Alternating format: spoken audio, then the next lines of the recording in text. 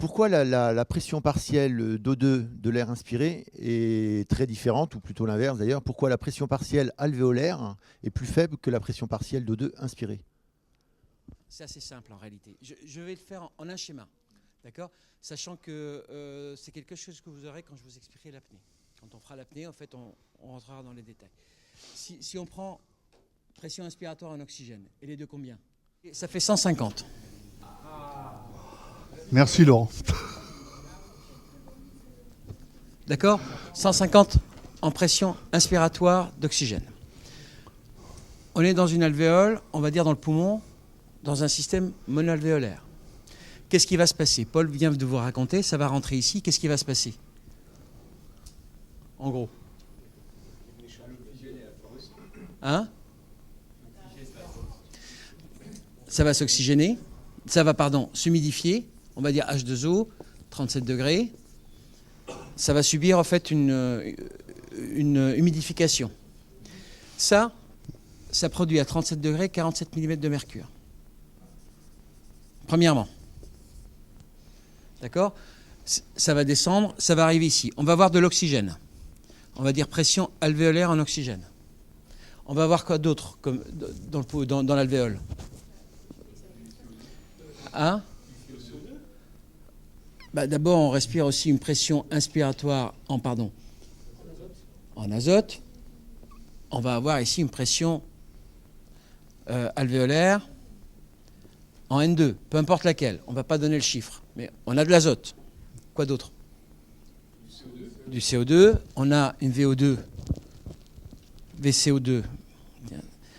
C'est marrant, on ne sait plus écrire. Une VCO2 qui est là, donc on va avoir une PaCO2.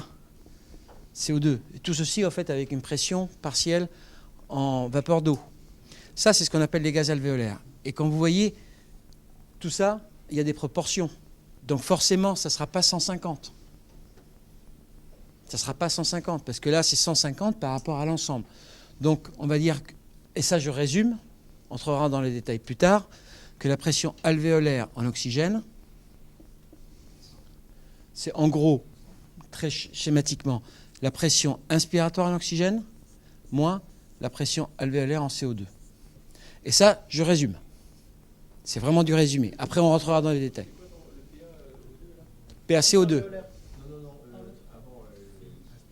Ici, inspiratoire. Alvéolaire. Grand A, c'est alvéolaire. Pression alvéolaire, et c'est ça qui est important.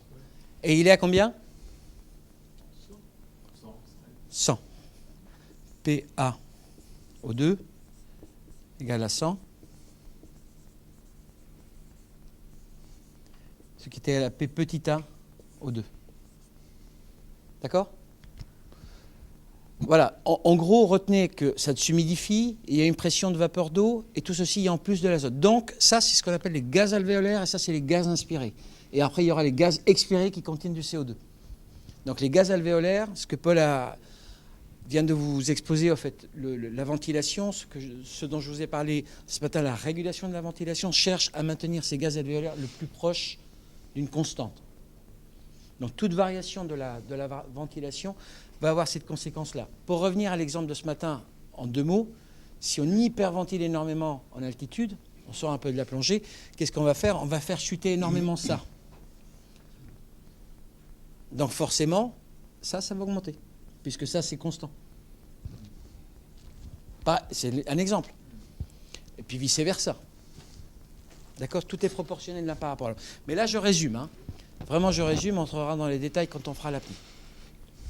Pas beaucoup plus dans les détails, mais c'est déjà, vous avez compris ça, en fait, ça permettra d'aller un peu plus vite.